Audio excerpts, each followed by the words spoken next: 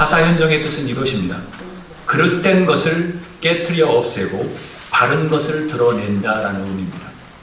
사견, 개인적인 생각과 사도, 개인적인 옳다고 생각하는 것, 그것이 정법, 정의를 눌렀던 상황에 시민들은 올바름을 구현하고자 촛불을 들었으며 나라를 바르게 세울 수 있도록 기반을 마련했고 적폐천상이 제대로 이루어졌으면 한다라는 게 추천 이유였습니다. 뉴 패러다임에 대한 이야기를 한 달 동안 했습니다.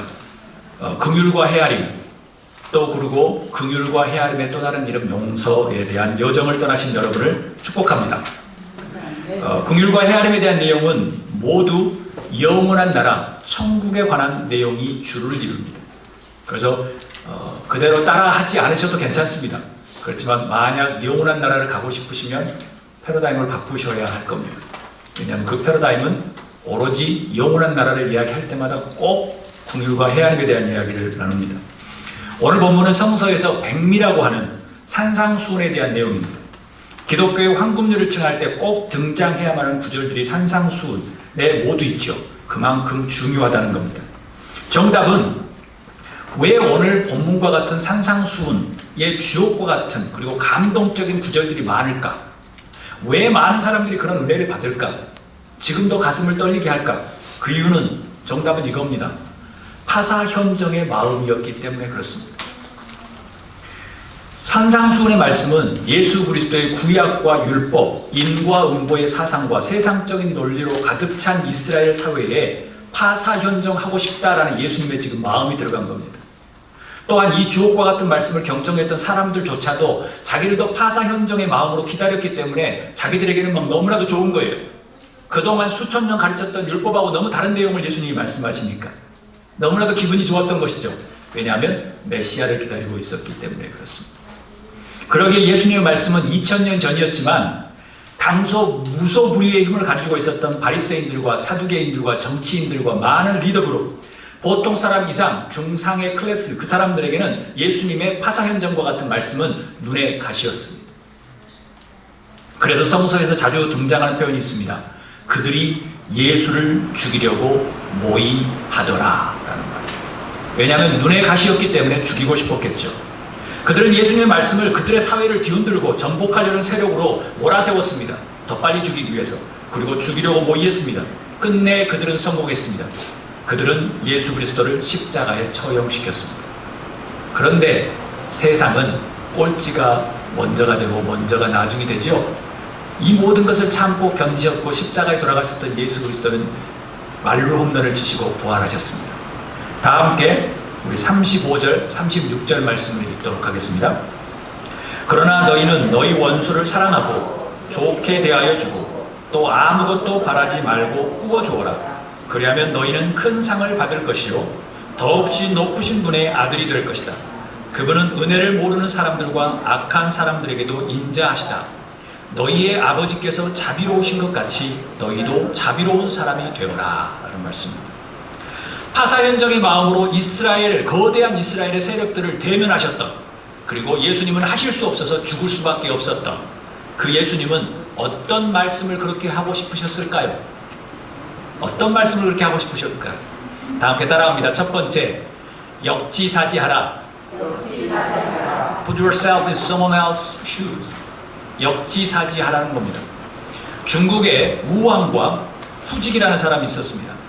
맹자는 자기 책에 역지즉개연이라는 곳에서 이렇게 소개합니다. 우왕과 후직과 안회는 자기들이 생각하는 도가 같다. 우왕은 천하에 물이 빠진 자가 있으면 자기 때문에 빠진 것은 아닌가라고 생각했다. 후직은 천하에 굶주리는 사람이 있으면 자기 때문에 줄이는 건 아닌가라고 생각했다. 이 때문에 그들은 구제하기를 이와 같이 아주 급하게 했다. 우왕과 후직과 안자가 처지를 바꾸어도 다 그렇게 했을 것이다. 이 글에서 우리가 익히 알고 있는 한자성어 역지사지라는 한자성어가 유래되었습니다. 한마디로 뜻은 처지를 바꾸어서 생각한다는 거예요. 처지와 입장을 바꾸어서 생각한다는 말입니다. 참으로 멋지고 아름다운 표현 아닙니까? 35절에 보면 예수님은 원수를 사랑하라고 말씀하십니다. 좋게 대하라고 말씀하세요. 여러분, 원수를 좋게 대할 수 있을까요? 아무것도 바라지 말고 꾸어주어라고 이야기해요. 지난주 기억하십니까? 원래 죄가 아니었습니다. 원래 죄가 아니었어요. 그렇기 때문에 70번을 7번 영원히 용서하라는 것은 죄가 아니라는 겁니다. 그럼 원수를 사랑하는 말씀은 무엇이에요? 어떤 뜻일까요? 원수가 아니라는 거예요. 그래서 좋게 대해주고 꾸어주고 대가를 바라지 말라는 거예요. 원수면 아니겠지요. 여러분, 한번 따라합니다. 원수가 아닙니다. 인류를 저버리거나 인간의 존엄성을 말살하거나 또한 성령을 회방하고 하나님의 일을 방해하는 것, 그런 것이 아닌 이상은 본래 원수가 아닙니다. 한번 따라하겠습니다. 입장 바꿔서 생각하자. 그때 당시나 지금이나 사람들이 원수라는 개념을 사용하기 때문에, 저 인간은 원수야, 원수라는 개념을 사용하기 때문에 예수님도 어쩔 수 없이 사용하셨지만 본래 원수가 아닐 가능성이 너무나도 많습니다. 그러기에 잘 대해주라고 이야기하는 거예요. 꾸어주는데 아무것도 바라지 말라고 이야기합니다. 다음 말씀을 주목하십시오. 너희는 큰 상을 받을 것이요. 큰 상을 받을 것이요. 원수라는 것을 이야기하지 않고 원수라는 생각을 갖지 않으면 큰 상을 받을 거예요. 근데 여러분 안에 원수가 있으면 큰 상은 기대하지 마십시오. 그리고 더없이 높으신 분의 아들이 될 것이다. 여러분, 그냥 예수님 믿습니다 그러면 아들이 되는 게 아니에요. 그냥 예수님 영접합니다 그럼 구원받는 게 아니에요. 천만의 말씀인 거예요. 그렇게 배웠다고 하면 다 거짓말입니다. 하나님의 아들이, 높으신 분의 아들이 된다는 것은 여러분 안에 원수를 갖지 말아야 되는 겁니다. 이보다 더 큰 상과 멋진 표현도 드물 것입니다. 예수님, 여러분, 그 예수님의 큰 상을 기대하십니까? 아멘 하셨으면 좋겠습니다. 그리고 정말 높으신 그 하나님의 아들이 되기를 소망하십니까? 그러면 답은 간단합니다. 역지사지하십시오. 그 사람은 원수가 아닙니다. 저의 시 한 편을 읽고자 합니다. 지난 시집에 있는 적군과 아군이라는 제목입니다. 오늘의 아군이 내일의 적군이 된다. 화합과 미래를 위한 선택이라고 하지만 왠지 석연치 않다. 수많은 권모와 술수 끝에 쌓아올린 권력은 다음의 정적들을 일으키고 화합이라는 명목으로 비수를 품은 채 서로 하나인 양 겸연쩍게 미소 짓는다. 때론 최고의 선택인 양. 시간이 지나면 마음속에 가진 비수는 꼭 표출되는 법. 오늘의 아군이 내일의 적군이 된다. 역사의 심판이라고, 정당한 시대의 부름이라고 호언장담하며 당대의 사람들에게 이해를 구했건만 숙청하며 매몰차게 휘둘렀던 창끝이 다시 자신에게 되돌아올 것은 어느 누가 알았겠는가? 어제의 적군이 오늘의 아군이 된다. 무구한 격동의 역사를 지켜보았을 장군의 뒷모습은 나에게 말하고 있다. 어떤 사람이 적군이며 어떤 사람이 아군인가? 적군도 아군도 모두 내 마음속에 있다. 제가 만리장성을 여행하고 내려오면서 그 장군의 뒷모습, 큰 높은 동상의 장군의 뒷모습을 보면서 10여 년 전에 적었던 글입니다. 입장 바꿔보면 모두 같습니다. 적군과 원수도 아닌 모두 같은 사람이라는 것이지요. 여러분, 여러분의 머릿속에 원수라는 단어를 지울 수 있기를 주님으로 축복합니다. 지우지 않으면 하나님의 나라, 하나님의 아들 영생은 없을 겁니다. 35절 36절을 읽겠습니다. 그분은 은혜를 모르는 사람들과 악한 사람들에게도 인자하시다. 너희의 아버지께서 자비로우신 것 같이 너희도 자비로운 사람이 되어라. 아주 주목하셔야 합니다. 이 말씀에 아주 큰 성찰이 있습니다. 예수님께서, 하나님은 은혜를 모르는 사람들과 악한 사람들에게도 인자하시대요. 진짜 원수라면 하나님께서 벌을 내리실 텐데 왜 은혜도 모르는 배은망덕한 사람들, 그리고 악한 사람들, 이 원수 같은 사람들에게 인자하시대요. 왜요? 하나님은 주류 사람들, 그때 당시 헤게모니를 쥐고 있었던 주류 사람들이 은혜를 모르는 사람들과 악한 원수들이 죄인이라는 그 낙인 찍은 그 사람들에게도 인자하다고 지금 예수님께서 말씀하시는 겁니다. 왜요? 그 다음에는 이렇게 말씀하십니다. 너희의 아버지께서 자비로우신 것 같이 너희도 자비로운 사람이 되어라는 겁니다. 사랑하는 여러분, 원래 그 사람들은 은혜를 모르는 사람들이 아니었어요.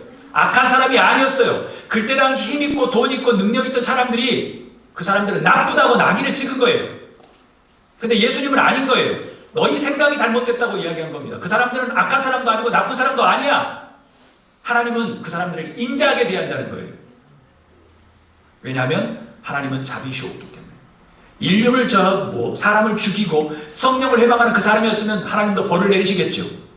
그렇지만 예수님께서 말씀하신 그 사람들에 하나님은 무한하게 인자하다. 왜요? 원래 적이 아니니까. 원래 적군도 아니고 원래 원수도 아니니까.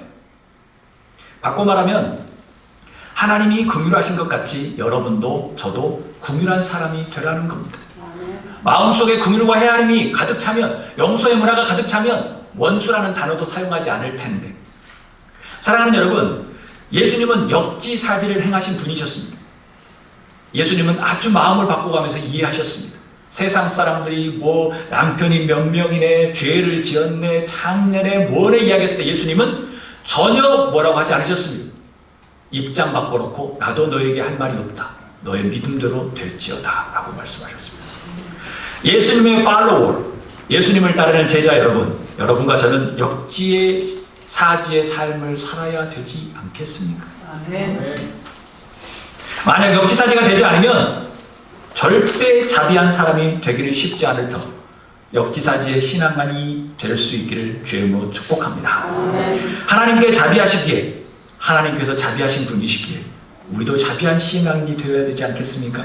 그런데 한 가지, 우리는 가지고 있기 때문에 자비를 베푸는 것이 아니라 우리도 똑같은 사람인 겁니다. 무엇을 가지고 있어서 자비를 베푸는 게 아니에요. 용서하라는 게 아니고 그 사람은 죄인도 아니고 그 사람은 악인도 아니라는 겁니다. 다 함께 우리 37절 38절을 읽도록 하겠습니다. 남을 심판하지 말아라. 그리하면 하나님께서도 너희를 심판하지 않으실 것이다. 남을 정죄하지 말아라. 그리하면 하나님께서도 너희를 정죄하지 않으실 것이다. 남을 용서하여라.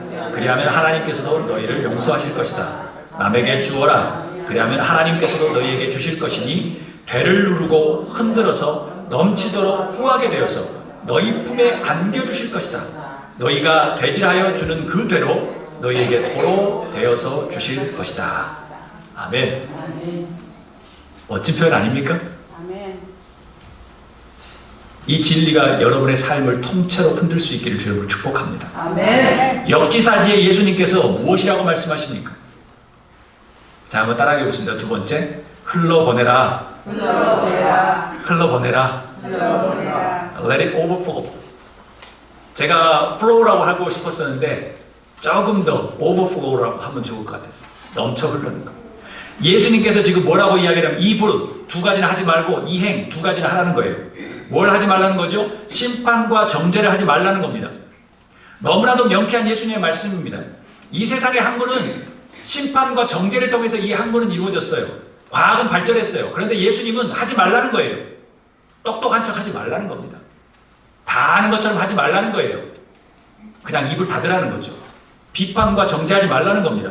하나님의 정죄를 받지 않으려면 남의 심판이나 정죄하지 말라는 거예요. 예수님 말씀은 아주 간단해요. 하나님의 정죄와 하나님의 심판을 받고 싶어? 그러면 열심히 심판하고 비판해. 그러면 구원은 없을 거야 라는 말씀입니다.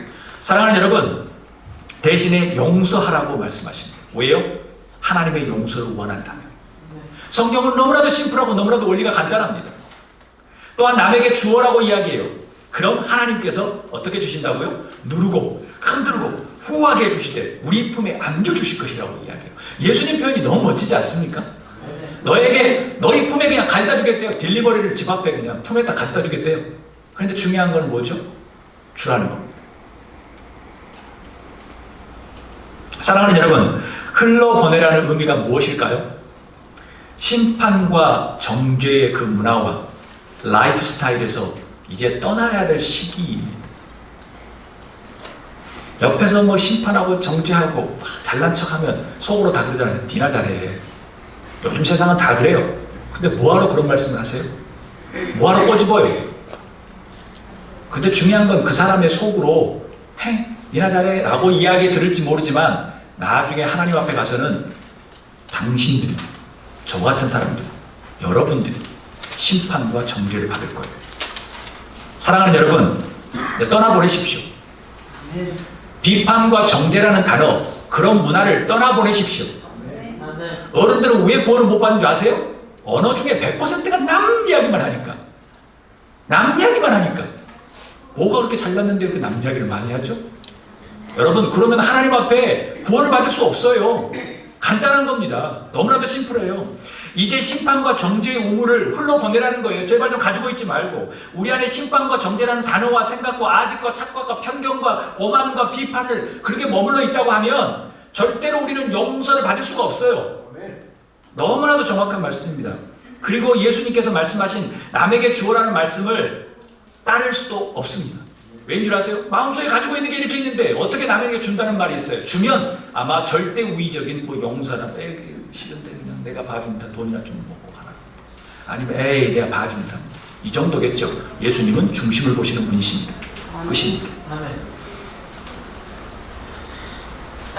절대 후히 주시고 되로 눌러서 그 다음에 주신다는 하나님의 넘치는 은혜는 경험할 수 없습니다. 왜냐하면 용서하거나 흘러보내지 않으면. 왜냐하면 여러분과 저의 마음과 우물 안에 심판과 정죄의 라이프 스타일이 가득하기 때문에 그렇습니다. 그래서 다음 구절 중에는 이렇게 나와요. 이 말씀의 다음 패러그래프는 그 사람들은 위선자라고 이야기합니다. 그리고 그 다음 패러그래프는 뭐라고 이야기하는지 아세요? 마음에 가득 찬 것을 입으로 말하는 법이라고 예수님께서 말씀하세요. 그러니까 속일 수가 없는 겁니다. 예수님이 왜 이야기했겠어요? 위선자 같은 사람이라고. 위선자 같은 사람이라고 이야기해요. 그 다음 패러그래프는 마음속에 가득 찬 것이 입으로 나온다고 얘기해요. 속임 수 없다는 거죠. 아니에요 목사님, 내 마음은 그게 아니에요. 천만의 말씀이에요. 마음이 있으니까 그런 말이 나오겠죠. 아니면 하지 말아야죠. 테이프 붙이든가 본드로 붙이든가. 마음속에, 예수님의 말씀인 거예요. 마음속에 가득 찬 것이 입으로 나온다는 거. 그러니까 거짓말 할 수가 없다는 것이죠. 마태복음 7장 1절로 2절 말씀은 이런 말씀이 있습니다. 비판을 받지 아니하려거든 비판하지 말라. 너희가 비판하는 그 비판으로 너희가 비판을 받을 것이다. 예수님 멋지지 않으세요? 2000년 전에 이런 말씀을 하셨는데 그 다음에 무슨 말씀인 줄 아세요? 너희가 헤아리는 그 헤아림으로 너희가 헤아림을 받을 것이다. 너희가 헤아리면 하나님도 헤아릴 거야. 근데 너가 비판하면 너에게는 국물도 없다는 거죠. 사랑하는 여러분, 여러분의 마음속에 있는 심판과 정죄의 상처와 응어리를 먼 곳으로 흘러버릴 수 있기를 주님으로 축복합니다. 여러분, 여러분의 마음의 우물을 파사현정하셔야 돼요. 갈고 엎고 쓸고 다시 닦고 비우셔야 돼요. 그래야 하나님의 용서와 후히 주시는 은혜를 채우고 넘치게 할 수 있습니다. 여러분 안에 비판과 정죄의 문화가 너무나도 많고 여러분의 생각 가운데 있으면 여러분은 하나님의 은혜는 없다는 거예요. 목사님 오늘 설교가 어때? 예배가 어때? 저 인간은 오늘 왜 저래? 저 인간은 왜 저래? 왜 정치가 이래? 비판과 정죄의 문화 필요하지요. 그것 때문에 인류 문화는 이렇게 발달했습니다. 그렇지만 여러분에게 도움이 되는 건 하나도 없습니다. 사랑하는 여러분, 여러분의 마음의 우물에, 여러분의 굴 속에 파사현정할 수 있기를 주님으로 축복합니다. 그래야 하나님의 용서와 후히 주시는 하나님의 은혜를 체험할 수 있는 거예요. 여러분이 비판과 정죄의 은혜가 생각이 너무나도 많으면 여러분 마음속에 불만만 많은 거예요. 여러분 마음속에 어둠만 많은 거예요. 왜 저렇게밖에 못해? 왜 못해 생각하면 은혜가 없는 겁니다. 마음의 평화도 없지요. 여러분에게 긍휼과 헤아림과 용서를 남에게 흘러보내는 여러분이 될 수 있기를 주님으로 축복합니다. 네. 비판과 정죄의 마음을 계속 가지고 있으면 용서라는 것은 거짓말인 거예요. 이 나라가 자기의 흑인들, 노예들은 막 핍박하고 발로 차면서 죽이면서 자기들을 헌금하면서 저 아프리카에 헌금했어요. 이 나라가. 예수님은 당연히 지적하시죠. 그래서 위선자라고 이야기한 겁니다. 겉과 속이 다른 것은 예수님은 정확히 아신다는 것이죠. 자연스럽게 흘러가게 할 수 있기를 주님으로 축복합니다. 네. 용서는 그런 것입니다. 긍휼과 헤아림은 그런 것입니다. 근데 미안하게도 긍휼과 헤아림에 대한 설교를 하면 꼭 천국에 대한 말씀밖에 없었습니다. 영원한 나라에 대한 예수님의 비유는 꼭 긍휼과 헤아림, 용서에 대한 말씀밖에 없었습니다. 그게 저도 빠져나갈 수 없는 예수님의 딱 카테고리였습니다. 사랑하는 여러분, 긍휼과 헤아림, 그 또 다른 이름 용서, 그것이 여러분의 삶의 라이프 스타일이 될 수 있기를 주님으로 축복합니다. 저의 시를 한 편 읽고 말씀을 마치려고 합니다. 오늘 시입니다. 흘러보내야. 고여있는 샘, 썩기 마련인 것을, 흐르지 않는 개울, 모두 떠나고 말 것을, 넘치고 흐르고 당기고 밀치고 엉키고 뒤집히고 그렇게 흘러가야 했음을, 한 방울이라도 힘겹게 흘러 넘쳐야, 몇 방울이라도 즐거이 흘러보내야 살아갈 수 있음을. 함께 기도하겠습니다. 오늘 말씀을 생각하면서 기도했으면 좋겠습니다. 우리 안에 있는 우리 마음의 우울, 우리 마음의 굴 안에 있는 비판과 정죄의 문화, 그것이 똑똑한 것처럼 살았던 그 문화, 그것이 별로 도움도 되지 않을 텐데, 세이빙이 느는 것도 아니고 캐시가 느는 것도 아닌데 왜 우리는 그렇게 즐기며 살았을까? 그것들을 다 흘러보냈으면 좋겠습니다. 비판이 아니라, 정죄가 아니라 용서의 문화, 긍휼과 헤아림의 문화. 왜냐하면 우리가 하나님의 긍휼과 헤아림을 받아야 하기에, 하나님의 용서를 받아야 하기에, 나 이 시간 결단하는 마음으로 기도하며 나가도록 하겠습니다.